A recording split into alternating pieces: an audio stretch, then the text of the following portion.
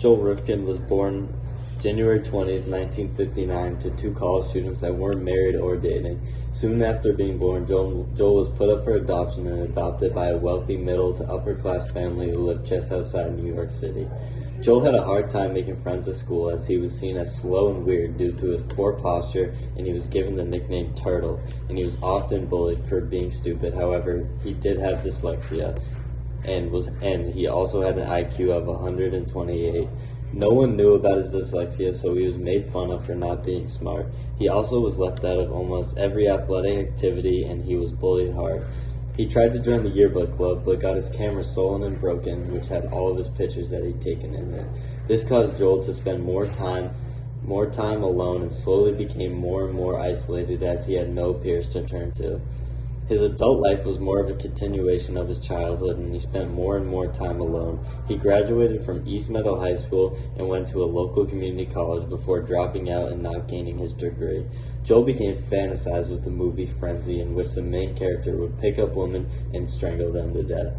And he would often pick up prostitutes himself and would be tempted to strangle them, but he never did, until February 20th, 1989, where he picked up a prostitute who was only focused on getting her next fix of coke. This angered Joel to where he started to strangle her and eventually suffocate her to death.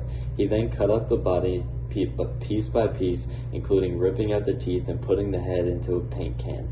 It is known that he killed 16 more female prostitutes in the next 4 years, and he was eventually caught on June 28, 1993, when he was trying to dispose of a body where he got pulled over for his license plate falling off the back of his truck.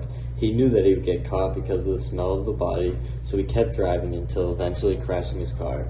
There he was arrested. Once brought into questioning, he admitted fully to the murders of 17 prostitutes and was sentenced to 203 years in prison. All in all, Joel Rifkin was a brutal killer who would kill the prostitute when they would make him upset. He was smart in disposing of the bodies and not leaving any forensic evidence behind.